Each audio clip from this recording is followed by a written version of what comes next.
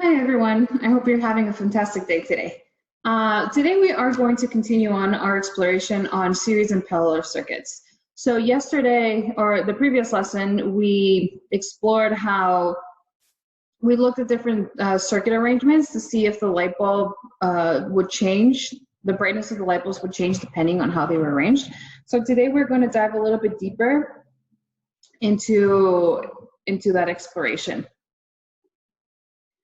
Great. Our agenda today is going to be gathering evidence. We're going to watch a video on parallel circuits. So again, in the previous lesson, we talked a little bit more about series circuits, but we didn't get into parallel circuits so deeply. So we're going to spend the majority of class today doing that. We're going to do some practice problems. Will be a key point, and then also we'll have a quick exit ticket. Okay, so first let's going to gather some evidence, and we're going to watch a quick video. It's only 30 seconds long, and while I'm playing it, I want you guys to think about these questions in your mind, and then you're going to take a few minutes to answer them on your own. So the questions are, as more light bulbs are added in parallel, what happens to their overall brightness? If more bulbs are added in parallel, what should happen to the brightness of the indicator bulb? I'm going to explain what that is and once we start playing the video. And if one of the light bulbs in the circuit burns out, what happens to the other light bulbs and why? Okay, so I'm going to pull up this video and keep those questions in mind while we're watching. That middle bulb here, that's the indicator bulb that they're discussing, that's asked of in question 2. Right, so pay attention carefully to what's going to happen.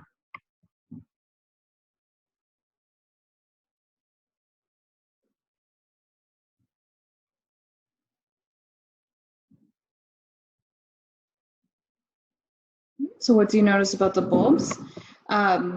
In one of the questions it says, what happens when one of the bulbs goes out? That means that if just by unscrewing it, the light bulb is going out. So consider that. Okay, play that one more time so you can take another look.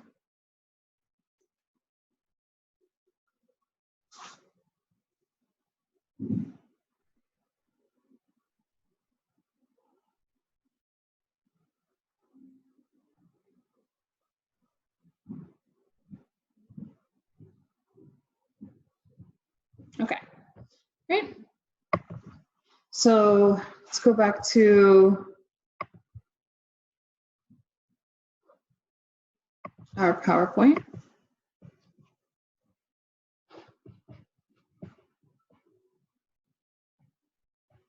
And take the next 3 minutes to answer these questions. Once you're ready, you can hit play so we can continue on.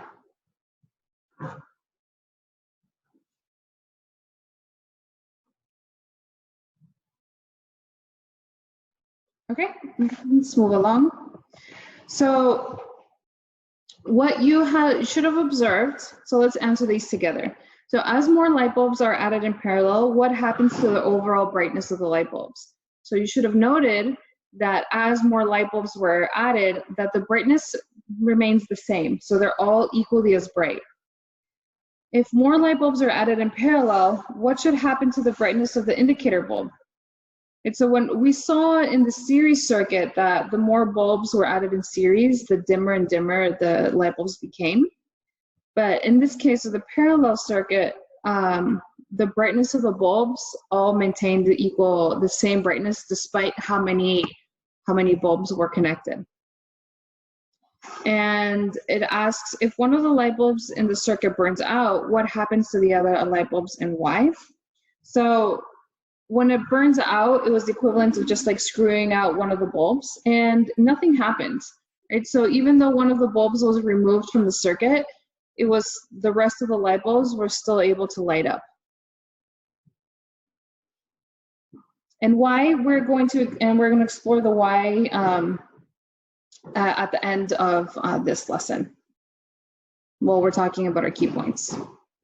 Okay, so let's move along.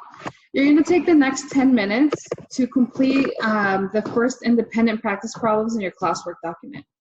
So your classwork document has these 5 parts of a circuit laid out, and you are going to write if whether these are in series or they are in parallel.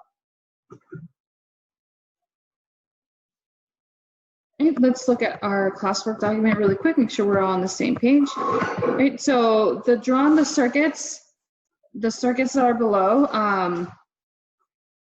and sorry, so here you're going to add if they're series in parallel, and then consider the circuit here below.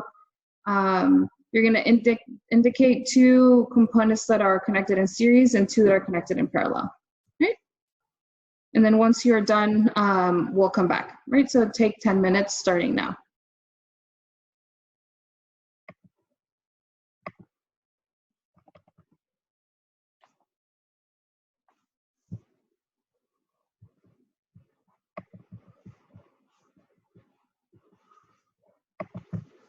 Okay, let's move along. So for this first part here, these 2 components, they are in series. And the way that we note that is because there's no branches here. So remember yesterday we were talking about, or in the previous lesson we were talking about branches in the circuit. So, oops. Where's my pen? Sorry, having a little technical difficulty here. Oh, there it is.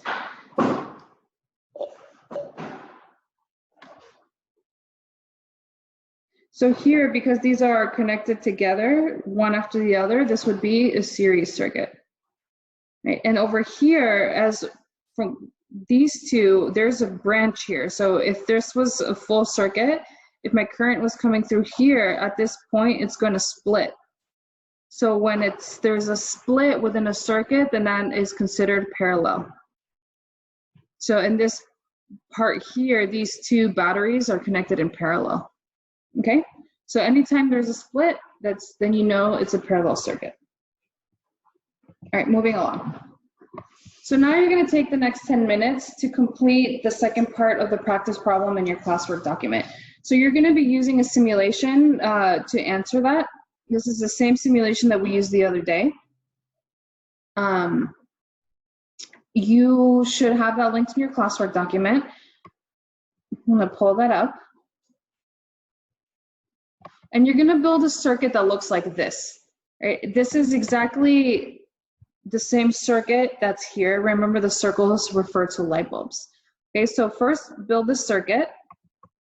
And then you're going to predict the brightness of the bulbs, okay, and record your observations here. I added this picture to the PowerPoint so that you can refer to it if need be. So you can just pause. Here until you have the circuit that looks exactly like this, and then complete your work. Okay, once you're done, press play and we'll continue.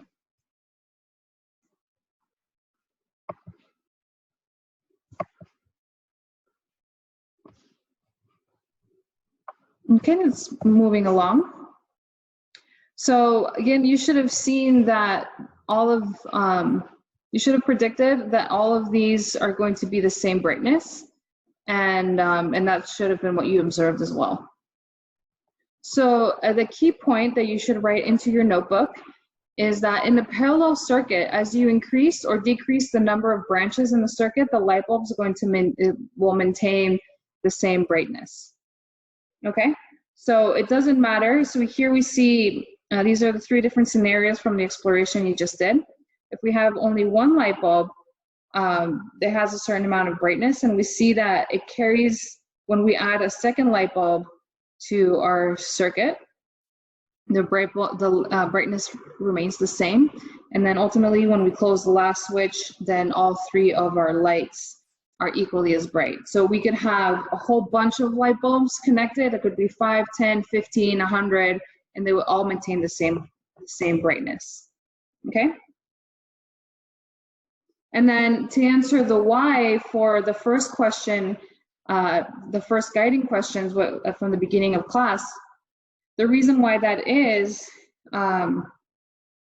because we have the same amount of current that flows equally through all of these paths.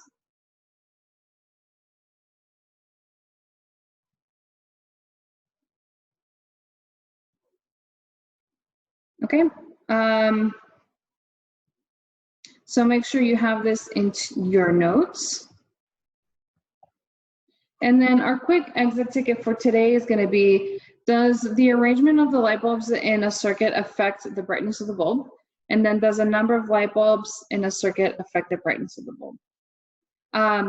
Before you answer this, I just want you guys to think quickly about Christmas lights.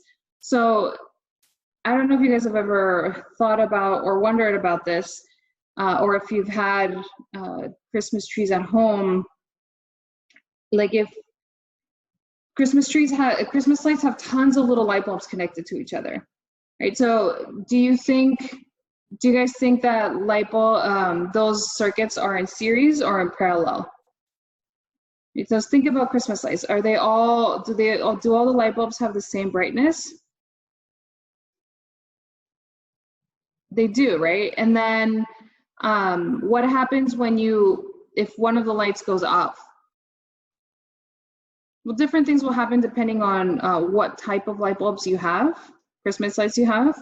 But usually what ends up happening is that half of the lights go out, right? And that's because Christmas lights are a combination of both series and parallel circuits. So next time when Christmas rolls around, or if you have those decorative Christmas lights in your room or whatever, you can look at the wires and see how they're connected. And you'll realize that there's actually two strands of light bulbs that are intertwined.